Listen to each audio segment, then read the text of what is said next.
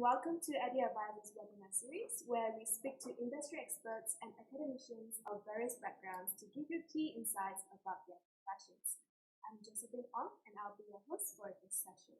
Today, we have Mr. Ronald Binati and Mr. Justin Ho, who are here to share with us the exciting field of hospitality and tourism. So, an avid beverage enthusiast, Mr. Ronald Binati is a senior lecturer and head of program for the Faculty of Hospitality and Tourism at Berjaya University College. He is responsible for the program modules for the diploma and degree in hospitality management at Berjaya. Prior to his career in education, he has years of experience working in the F&B industry and also has many research publications under his belt. Joining him, Mr. Justin Ho is a lecturer from the School of Hospitality at Berjaya University College. He has over 10 years of experience in 5-star category hotels, restaurants, as well as hospitality academia in Malaysia. He currently holds a master's degree in international hospitality management. And besides teaching, he is also a keen sommelier and is a 3-time winner of the Malaysia Best Sommelier Championship. So before we continue, you can leave any questions you have for our panels at the comment section, and we'll try to get to it afterwards. So let's get into things. To start, maybe Mr. Ho. Besides your role as a lecturer at Berjaya, you're also a 3-time winner of the Malaysia Best Sommelier Championship. For those who might not know, what is a sommelier and what do you do? How did you even get into this? Okay, sommelier basically is the wine personnel in a restaurant. Okay.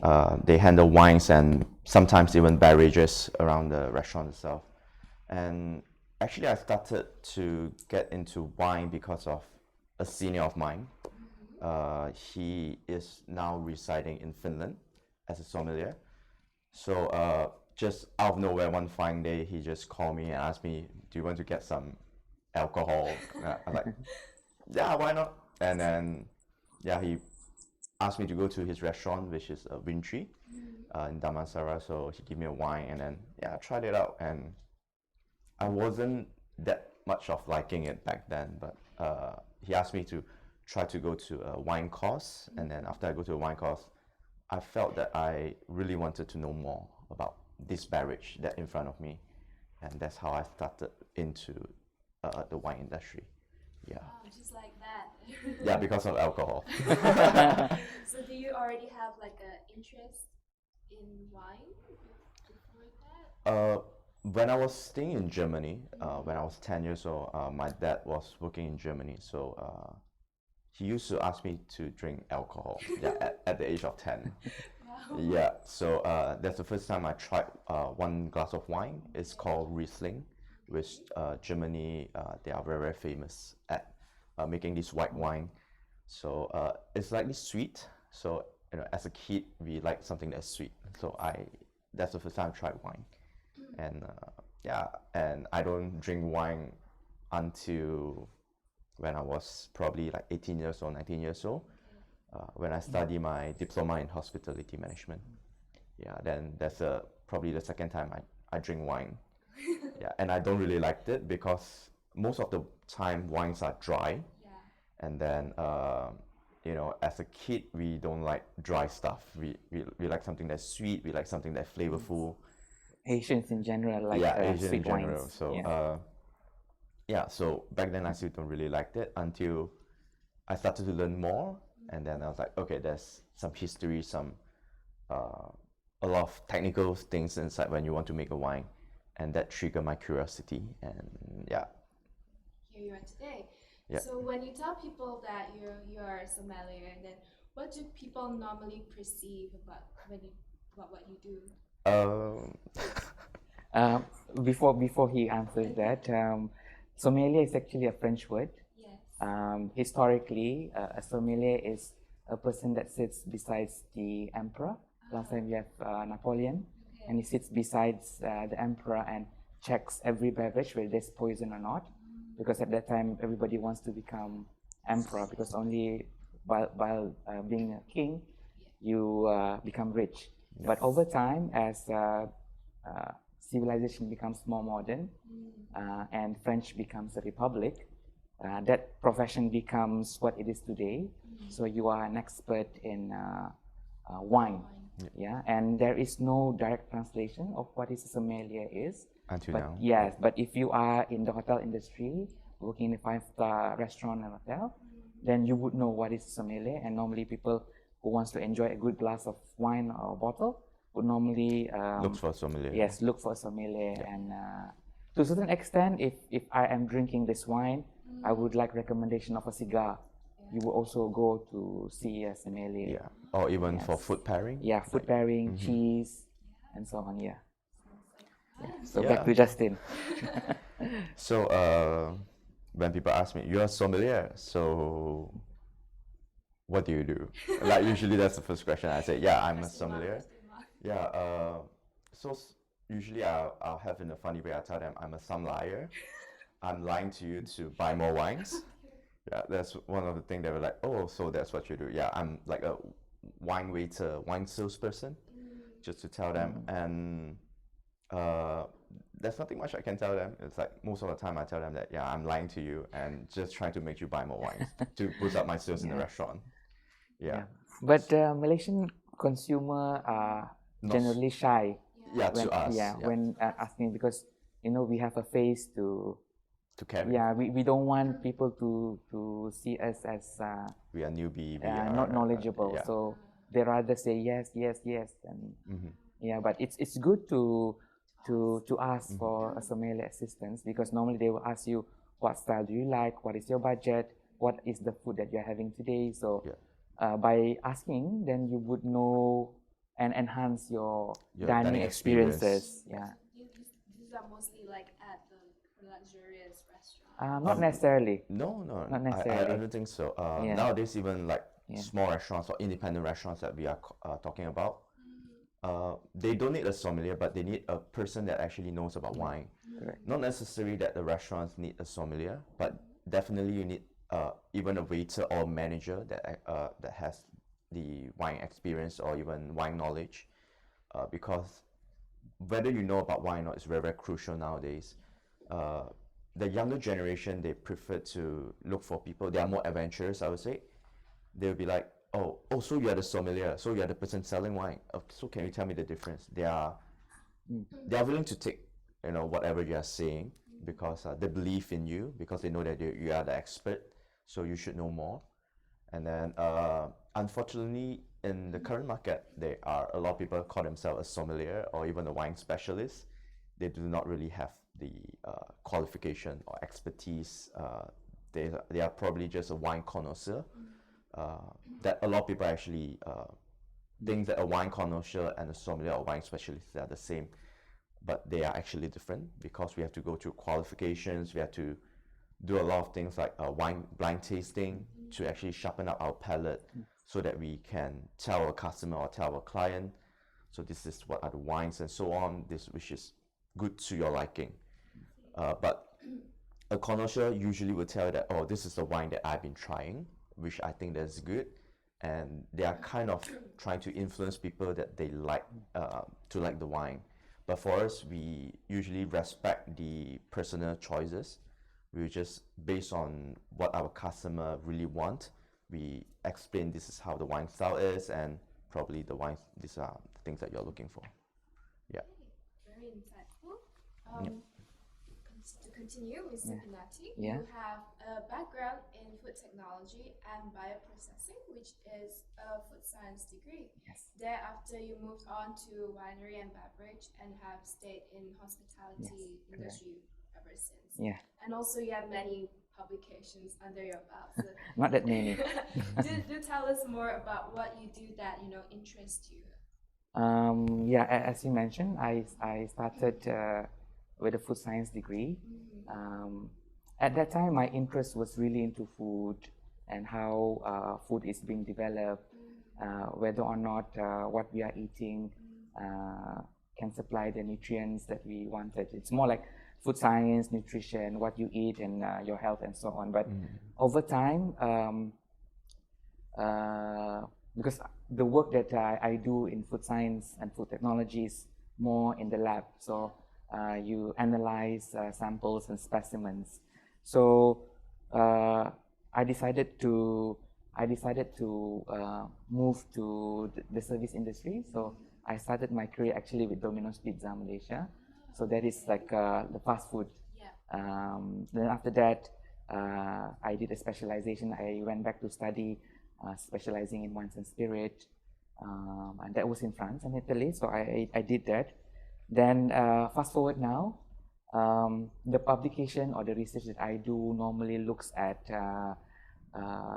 what you eat and why you eat that certain type of food. It's like more towards the choices of food. So if you open the fridge and I look at the contents inside, I would basically know what kind of person you are based on your eating habits, what you like and so on. Food psychologist. Almost. I think it's more towards sociology. Yeah, food sociology. Yeah, what you have in your fridge You are what you eat. You are what you eat.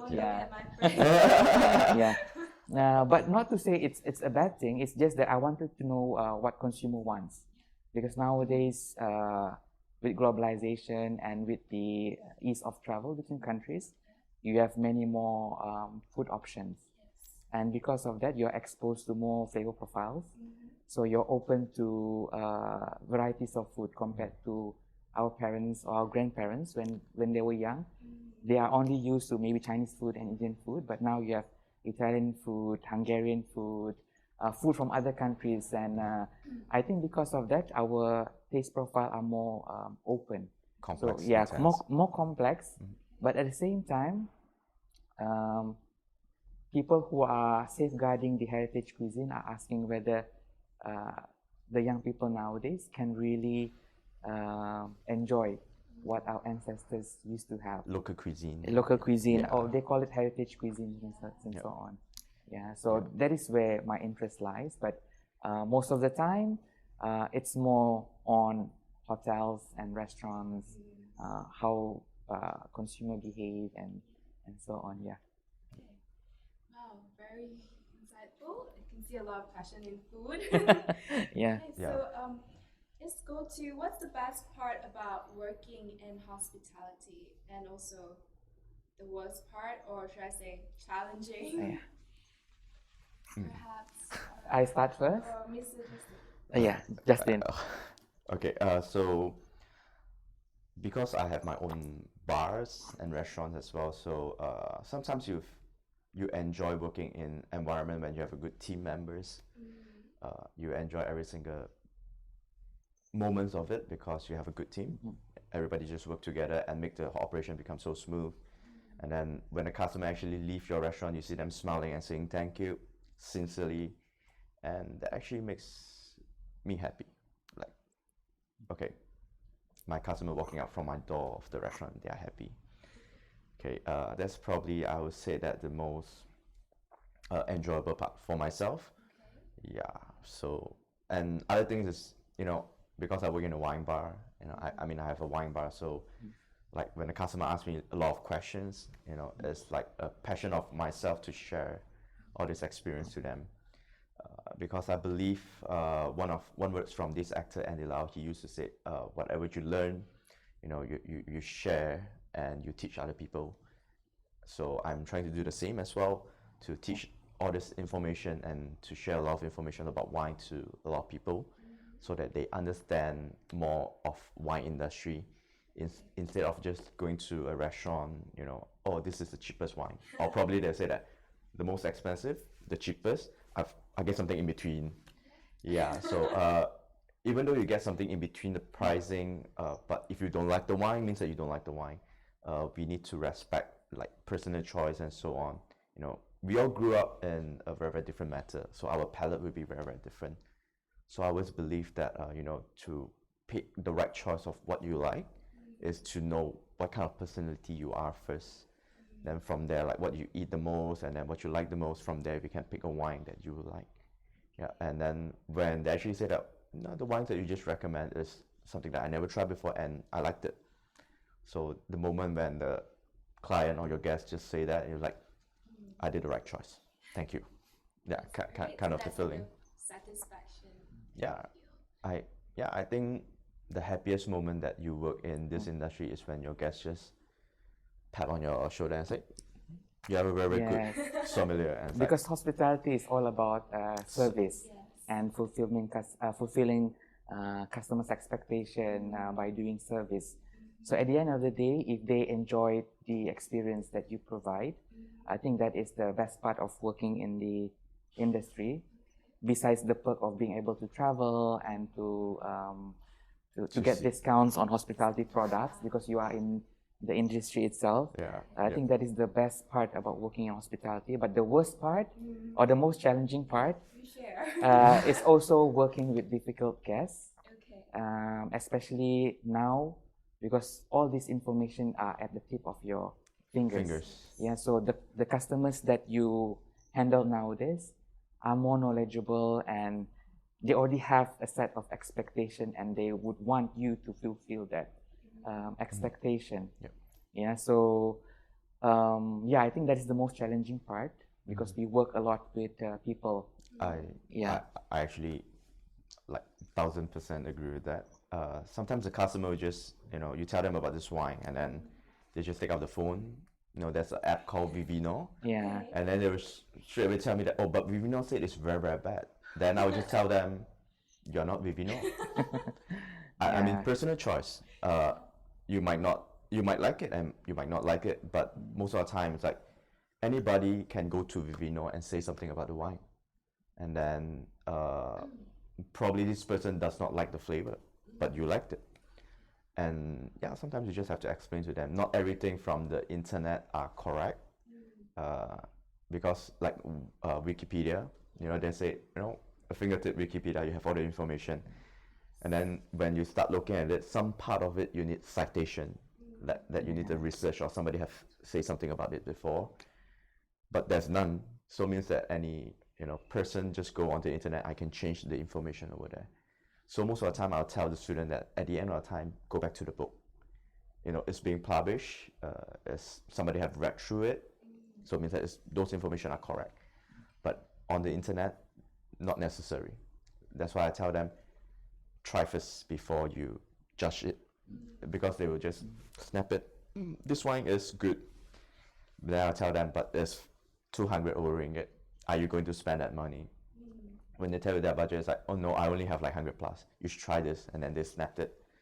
It's like, but it's only like 3.5 star and to 3.8 stars. It's like that. The other one is 4.3. Then I tell them that, but based on your expectation and so on, I think this wine is more suitable for you right now. And some of the time, some customer will take it, especially the younger one. They're just like, okay, I'll take your recommendation. I trust you. You are the expert. And then, but for some of the those that have been drinking a lot, and then they're like, no, I trust Vivino. Yeah. But for us, life goes on. I said, it's up to you. And when they try the wine, they say, actually, it's not so good. And it's like, yeah, it's actually like I said, palate matters. We all have different palates. So guests are more discerning now. Yeah. They are more discerning. They know what they want. They know what they would want to order. Yeah. So our job is to whether follow or recommend something better. Most of the time, you would say that you should listen to your sommelier. No, not really. We are not there to patronize, to tell them whether because it's not our job to judge say that, them also. to say that, oh, your choices are really bad, but we would want to enhance the experience better. So most of the time, for a certain sommeliers that work in Malaysia, they will like, see, I told you, you should listen to me. Probably I won't be doing that because so I myself, I would prefer to try it first. If I really knock on the wall, then I'll tell myself next time that, yeah, probably I shouldn't try it next time with the same idea. But never try, never know. There's always a motto for myself. Yeah. So when people tell me that it's not good, I mean, I know I should try it. What if it's actually not too bad? Yeah, that's what I always think. Always try first. Yeah. Right. So Let's move on. So there are various sectors within hospitality. Correct.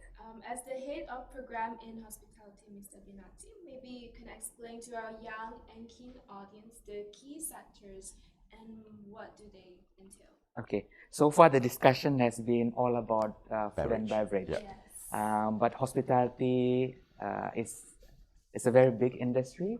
So besides food and beverage, you also have rooms. Yeah. Front office. Yeah, front office. This is related to like hotels and resorts. So if you are interested in managing reservations or check-in, check-out, those departments are what we call The room division. room division. Then you also have the housekeeping. Making bed. Yeah. Yep.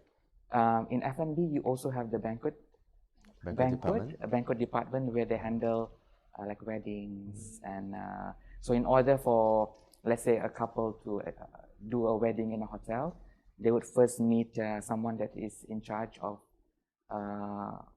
sales and marketing of the banquet hall. Then after that, it goes to the banquet department to set up, let's say they have a wedding specialist. So there are many niche jobs within the hotel industry itself.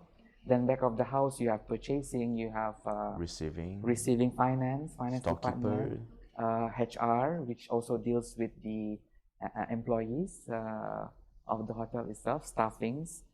Then you also have, because hospitality is within the tourism industry, so you also have the tour managers. You have a specific tour managers that handles travels and then excursions. Then you also have people that work within the ticketing and reservation of flights. You also have revenue managers now. That is a upcoming department in a hotel because they control the budget. Yes, because revenue managers now also do digital marketing, because you also have all this platform, what we call as online travel agents. I'm sure everyone has in their phone at least an Agoda app, Asia apps, Booking.com, Asia apps, Malaysia Airlines. Those are what we call online travel agents. So it helps booking of vacation or travels without going through a travel agent. So yeah, there are many sectors within the hospitality and tourism industry, and yeah, you should be we should be taking like one whole day to explain what is what within the industry itself. Yeah, it's really big, and it's also interrelated to other industries as well, because the number of tourist arrivals will depend how the retail industry makes money, because normally when you are a tourist, you go for shoppings. Yeah, so when you go for travels, you also need to eat. When you travel, you also need transportation. So there is a trickling down effect of tourism and travel. So yeah, it's a big industry, and for our country, Malaysia, travel and tourism contributes the second largest to our GDP. Yeah. So yeah, it's a big industry.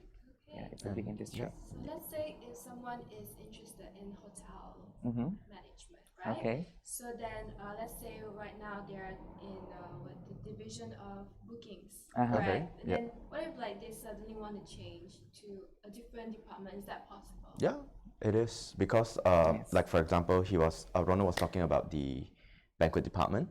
So before you go to the sales and marketing that handle banquet department, you need to know how the operations in banquet works first. So from there, probably you want to advance yourself to the sales and marketing team, and then because you are very, very good in handling banquet items and so on, then you can be the salesperson that handle the banquet. Yes. So you need to have training first? Basically, the makeup of the hospitality program, whether it's a diploma or a degree, already covers every department that is available in the travel, tourism, and hospitality.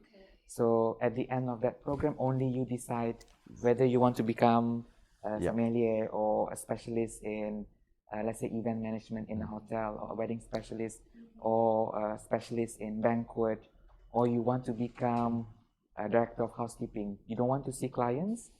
You want to handle to make sure all the rooms are in proper condition. So yeah, they are. That is what it entails in hospitality studies. And Yeah. if you go to a hotel, there's this position called the management trainee, where you actually choose which department you wanted to go, Correct. and then you choose like what are the things you want to focus on.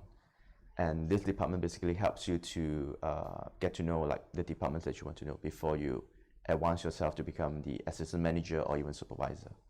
Yep. Okay.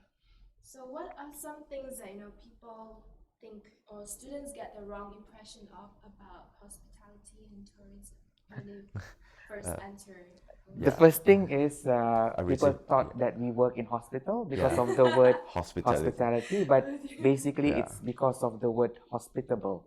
Yeah. Because hospitality is a service-oriented Right. industry, so Yeah. you give services and you need to be hospitable. But because the word hospitality, a lot of people have this perception that we work in hospital. But yes, with the hospitality degree, you can work in hospital because now you have a lot of private hospital, hospital, and it is almost run like a hotel. The only difference is that you are sick and you need proper attention. Okay. Yeah. So that is the first misconception. The second one, Most of them, they would just ask like, after I study hospitality, do I really need to just work in hotel or just restaurant? I said, correct. yeah, they would think that I studied this course, I can only stuck in this course. Yeah. Hospitality and tourism are kind of different from, business, engineering, where you study that, you really specialize in engineering. Hospitality, you need to study about marketing, you need to study about management, economy, law. You need to study like each of them. Every single department you need Correct. to know a little bit. So at the end of your study, you can actually choose where you want to go. I have friends studying. She studied tourism. She was my classmate, and now she's working for Citibank as a customer relationship manager. And then I have another friend. He is actually F&B based student. He specialized in food and beverage, but he is currently the revenue manager of a hotel. And the other one, he's a HR director of a group hotel. Like, not necessarily you study hospitality, you will start in hotel. You can go to bank because there are certain department, they require certain specialty of your skill, which is human management, that you can really survive in a lot of company. But at the end of the time, hospitality actually teach students to become more patient, Yeah, people-oriented. people-oriented. Yeah, So people-oriented. you go to anywhere, you will survive. Yeah, people skills. So adding to what Justin mentioned, if you study hospitality, it doesn't mean that you have to work in hotels or resort, because businesses now have evolved. So there are many sectors that involve hospitality graduates. Take for example, if you have heard of Airbnb, the app. If you work in with Airbnb, some of the niche job within Airbnb is fraud. So if a hospitality student that has basics in hospitality program, Guest handling. yeah, they would handle fraud cases where people would cheat, whether they are providing a real Airbnb or not, or whether the payments are valid. So yeah, there are so many niche job out of hospitality industry nowadays. Yes, you can also become app developer that caters to a certain segment in the hotel industry, like for example Booking.com, some of the famous ones, the Agoda, Media influencer also. Yes, yeah. Nowadays, hotel brands also uses a lot of social media influencer. Yeah, not to encourage young people to become social media influencer, but You have social the skill media platform nowadays is very big in sending across brands and what they do to the market. Okay. Yeah. So Wow, that's a lot of things. yeah. So to sum up the misconception, we don't work in hospital. Yes. Number two, service industry is not a low-paying job. It actually it's a very rewarding career. You work hard, you get to Yes, pay yes. kind of situation. Yeah, Yep. and you are not restricted to working in hotels and resorts. I forgot to mention airlines. Yeah, airlines, Right. because Yeah. both of us help to select The beverage menu for Malaysia Malaysia Airlines. Airlines business class and economy class. Okay. So recently they were awarded the best wine seller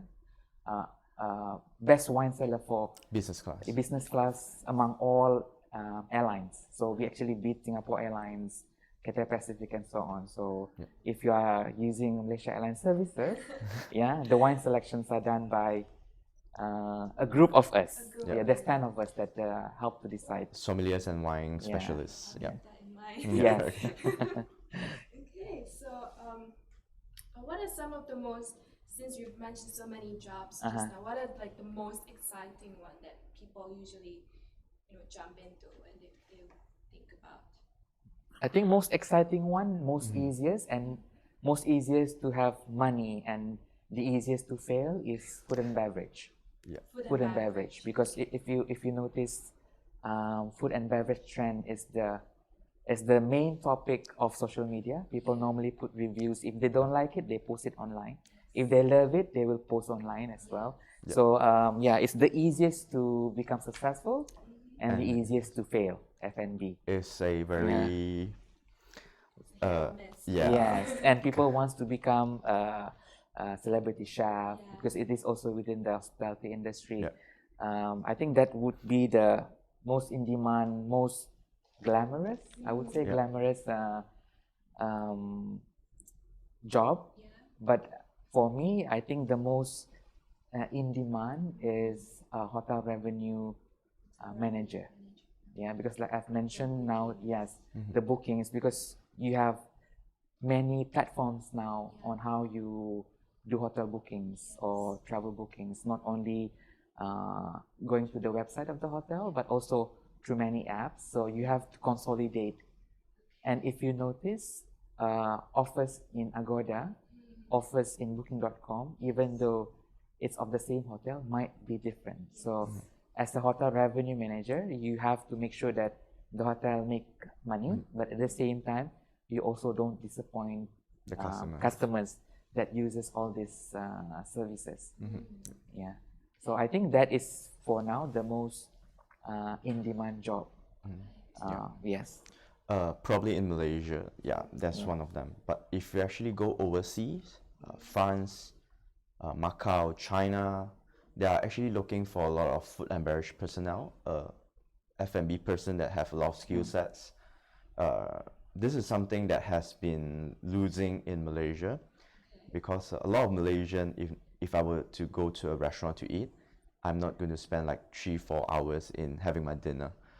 But for people in Macau, China, in France, in Europe, or in the US, they go there, they want to see a very, very skillful F&B person, like probably carving a chicken in front of me, doing a fruit flambe, to actually show like showmanship that a lot of people in Malaysia, they probably did not know about this. We used to do that in the old industry, like Shangri-La, Kuala Lumpur. They used to have tableside service. I push a trolley right next to you. I do the fruit flambe in front, then I serve you on the spot. So you see that how the food is actually being prepared in front of you. Nowadays, people think that that's actually a waste of money and so on. But if you go to European country, they are still doing it because they believe this is the service and I can show you my skill. And a lot of people actually appreciate that. In terms of Malaysian, they prefer to go overseas and see them doing it than rather to see that Malaysia is actually doing it. Yeah, so that's probably some of the things that the other countries are looking for. For beverage, is definitely a yes, because like Ronald said, the beverage industry in the world are so intense right now. So they are hiring a lot of sommeliers bartenders, just to go there to work for them with, I would say, if I do not have business in Malaysia, I'll flew there and work. Yeah, the pay is just Pretty good. I think it's better than good. Yeah. better than good. It's great. Yeah. I would say, yeah. Right. So, as we know, there is the COVID-19 issue that's still prevalent today.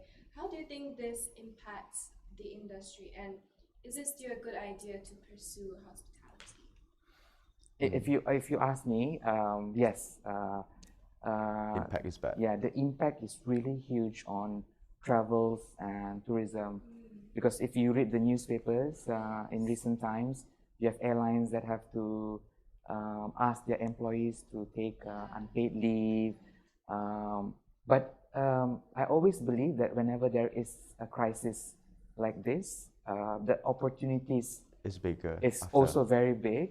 Take for example, because of this COVID-19, we have to quarantine ourselves. It also makes companies and businesses rethink how do they do businesses. Sustainability. Yeah, it's a good platform to use this crisis to rethink how we do business. Do we do more on online promotion, online advertising?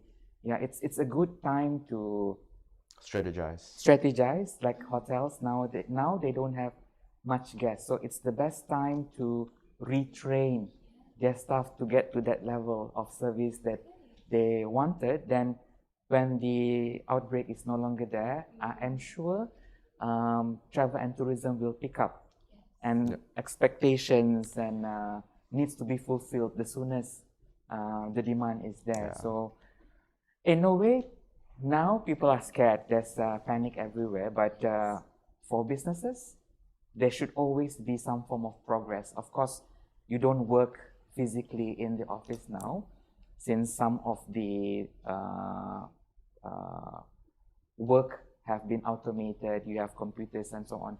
You can work from home. But yeah, in a way, it affects current economy. But in the long run, it actually allows you to rethink how you do businesses. I think there is also a trickling down effect to other sectors, like I've mentioned, retail. When people don't travel, when people don't do physical shopping, so do they do a lot of online promotion for businesses? But then again, you have to rethink. If you order online, if there are no transportation people to do it, then then how do you get your items? So yeah, maybe for now, in the next a month or two, you would see a drastic drop in businesses. But in the long run, maybe there would be some evolution of how travel, tourism, and hotel functions. I believe so as well. Yeah. Look at the economic crisis, the bubble pops in 2008. I remember the US economic crisis, and then 1997, the SARS period. Then the economy actually went very, very bad at one moment. But after that, we survived. We will be stronger. And I mean, most of my we'll bounce back, and it will be double or triple from the current so probably now, like my friends are thinking to go to Bangkok, and then now they can't go. They can save more money, and then they can think of going somewhere further. Look at the good side. Always a silver lining, right? Yes. Okay, so it seems like hospitality involves plenty of hands-on and practical work. What do employers look for when they hire fresh graduates? Justin? I think as a owner of a bar, we are looking for multi-skill personnel. You need to be good in digital literacy, like you're good in numeric skills, you are good in digital skill. You need to be practical. You need to have good practical skill and knowledge. Knowledge is alright, because at the end of the time, knowledge can be learned. But the most important thing is practical skill, because you are doing a lot of practical stuff in the restaurants or even in a hotel. You can be in a degree holder, but your practical skill is bad, then somehow we rethink like who we should hire in the hotel and so on. Not only that, you need to have a very, very good interpersonal, intrapersonal, and also communication skill. Yes, so like you need to have multiple skill for yourself at the end of the time. Yeah. So basically, the whole package of Yeah. competent person. Yeah. Now we will often think that this is a skill set, but at previous time it's actually not even a skill set. It's like what human being are supposed to be equipped with. Yeah, kind of the thing. You need to like. My partner always tell me that we need to hire staff that can 包咖料. Yeah, this is the words that we always say. 包咖料. It's like you need to like get all the skills so that you can one person do a lot of job. And it's a good and a bad thing because you learn, and then you perform, and then in the end of the time you improve by your performance. So it's good for yourself and good for the company as well. Yeah. Okay, so we'll just have take a look at some of the questions you might have Okay. from the audience. Okay.